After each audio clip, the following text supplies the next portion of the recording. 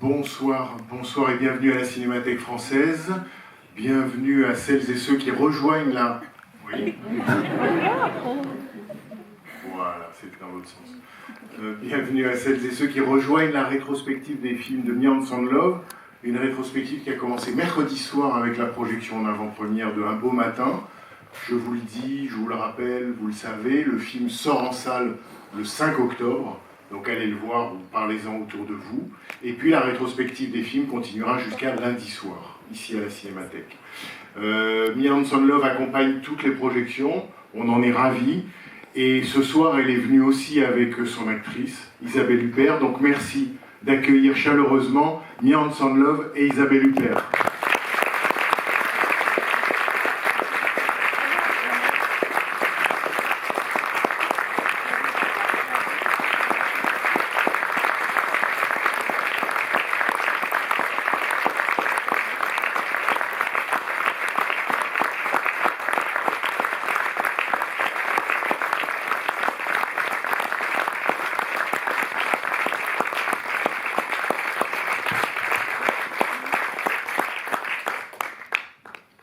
Bonsoir et merci de votre présence. Merci à Mia d'accompagner toute sa rétrospective. Mia, c'est l'avenir, c'est ton 5e film, c'est ton 5e long métrage, tu le tournes en 2010.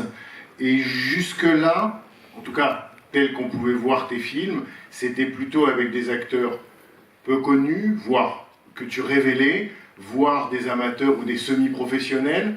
Et en même temps, dès que tu as parlé de l'avenir, tu as dit, Isabelle Huppert, pour moi, dans ce film, c'était l'évidence. Donc, de quelle évidence il s'agissait à ce moment-là pour toi? J'ai pas décidé à un moment que j'allais arrêter de travailler avec des acteurs non professionnels ou qui avaient très peu d'expérience. C'est vraiment ce film-là et le désir de travailler avec Isabelle Huppert pour ce rôle et l'impossibilité d'imaginer quelqu'un d'autre dans le rôle qui vraiment a changé finalement ma façon de travailler, en tout cas qui a amené quelque chose d'autre. Ce qui est particulier pour moi avec ce film, c'est que c'est un film que j'ai pour la première fois peut-être écrit presque avec une sorte de réticence au départ. Pas parce que j'avais pas de plaisir à l'écrire, mais parce que le sujet m'effrayait. Il y avait quelque chose dans le sujet que je trouvais peut-être grave ou j'avais peur de faire un film trop sombre, enfin de ne pas trouver l'issue que je cherche toujours dans mes films.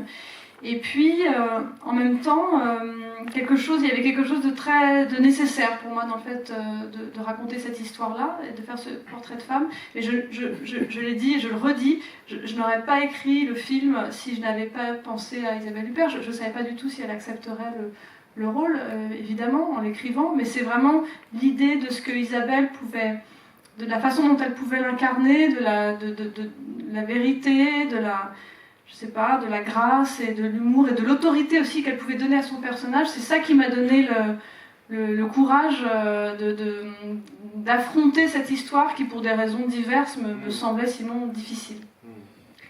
Vous vous souvenez vous vous souvenez de la rencontre et en même temps vous vous étiez déjà rencontrés. Oui, on s'était déjà rencontrés comme actrice sur Les Destinées Sentimentales, le film de Olivia Sayas. Tu jouais ma fille, voilà, une très jeune fille, et voilà. Et après, on s'est retrouvés différemment, voilà. Mais elle vous a raconté d'abord l'histoire ou vous avez d'emblée lu le scène, vous vous souvenez si ça a été comment ça s'est noué Oui, ça s'est noué assez facilement. Je me souviens d'un repas qu'on a fait ensemble où Mia m'a parlé du sujet sans aller trop dans les détails.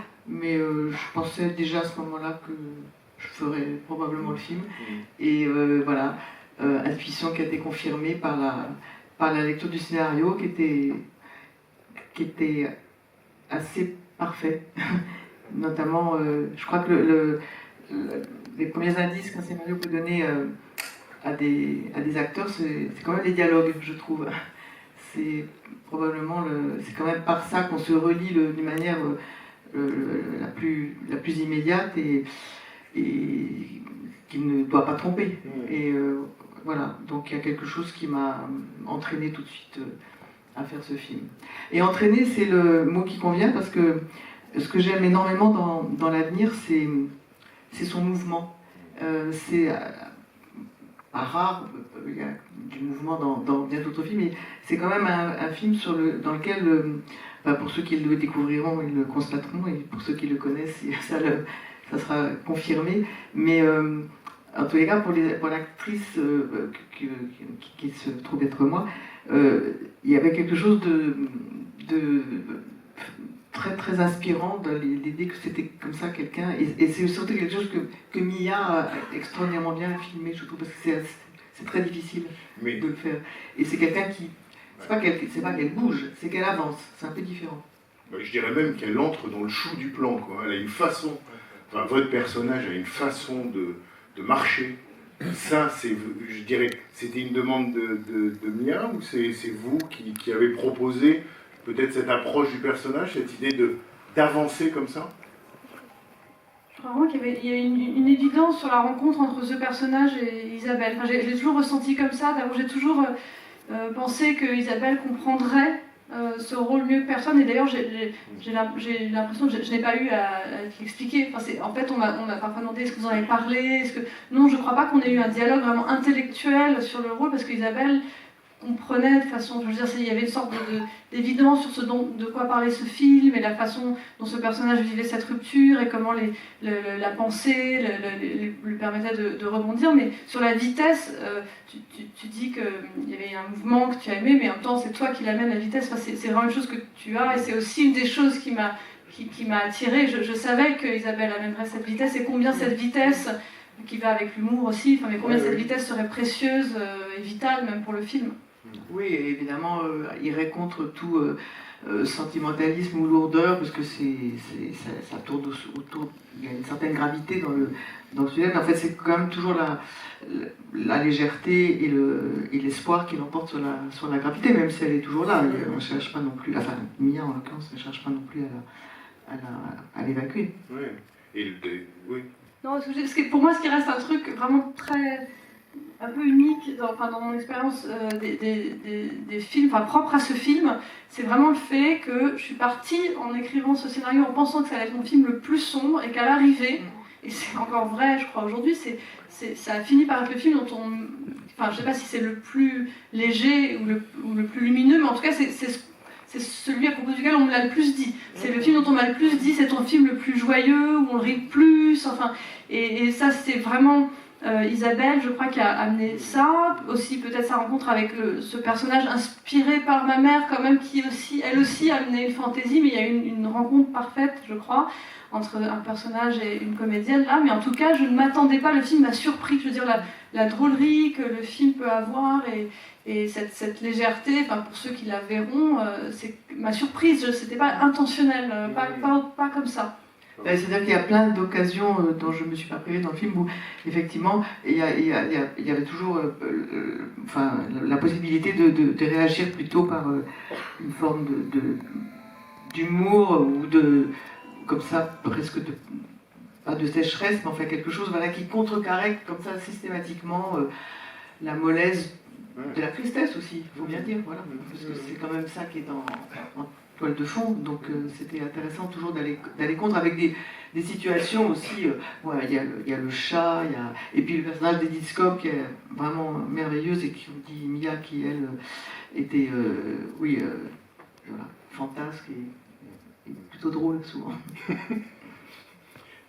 Et par rapport à ce qu'on disait tout à l'heure, Mia, le fait que souvent tu tournes beaucoup de prises pour un plan, est-ce que sur ce film-là, j'allais dire quelque chose s'est trouvé plus vite, ou ça a été le même processus, où vous gardez-vous, Isabelle Huppert, le souvenir d'un travail sur les plans, d'une reprise de plans, c'est-à-dire vraiment d'un tournage qui sert à chercher?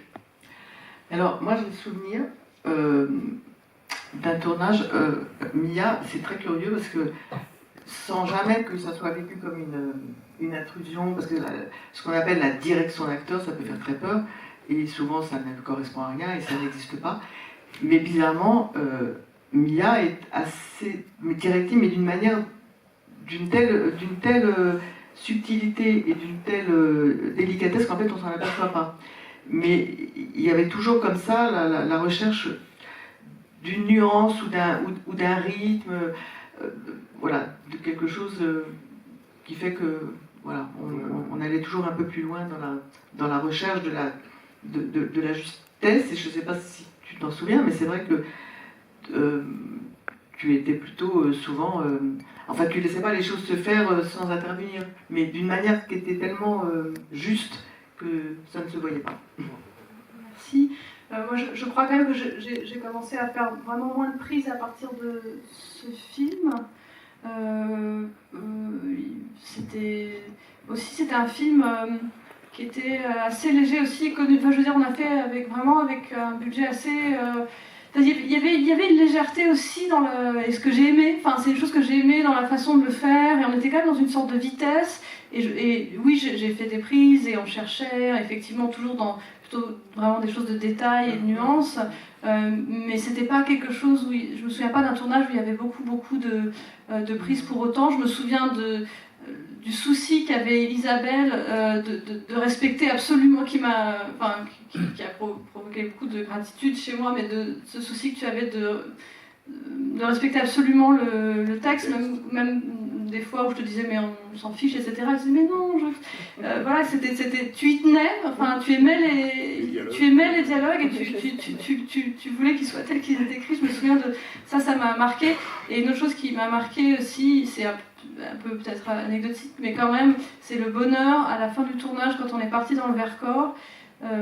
Et c'était, voilà, après des scènes qui étaient plus dramatiques et qui étaient aussi plus en ville, donc c'est toujours plus difficile, enfin, et tout à coup on s'est retrouvés dans cet endroit qui correspondait en plus à un moment plutôt heureux dans le film, et j'en ai vraiment le souvenir comme une chose comme quelque chose d'assez merveilleux, dans un moment vraiment ce qu'on aime, enfin pourquoi on fait des films, et ces moments où on a vraiment un sentiment de faire des films, c'est aussi être en vacances, alors même qu'on travaillait, je veux dire on travaillait, on était concentrés bien évidemment, mais il y avait quelque chose de vraiment du bonheur pour moi là qui était, enfin j'en ai vraiment le souvenir comme un des grands moments de tournage quand on est arrivé dans le Vercors, dans cette ferme avec cette âne où j'ai filmé Isabelle improvisant dans les tables avec l'âne, et ça reste un souvenir complètement merveilleux, quoi. Vous vous souvenez de ça? Oui, je me souviens parce qu'il y avait la rencontre, la plénitude aussi, avec ces paysages vraiment extraordinaires. On n'a pas l'habitude d'aller tous les jours, qui sont à peine touristiques, enfin pratiquement pas, tellement ils sont isolés. Et je crois qu'on était très sensibles à cette beauté qui accompagnait aussi une sorte d'accomplissement dans le trajet de ce personnage. C'était pas non plus une béatitude qui n'avait pas de sens, qui avait un sens très profond par rapport au film, justement. Et puis c'est vrai qu'un film qui s'appelle L'Avenir, comment dire, ça porte d'emblée, non? Je sais pas si on peut refuser un scénario qui s'appelle L'Avenir. En tous les cas, oui, ça... On peut le lire quand même. On peut quand même le lire. Bon. Mille merci en tout cas, Isabelle Huppert, mille merci Mia. Et puis, qui voit le film pour la première fois? Bon, et ben, bonne projection. Merci en tout cas. Mille merci. Ouais.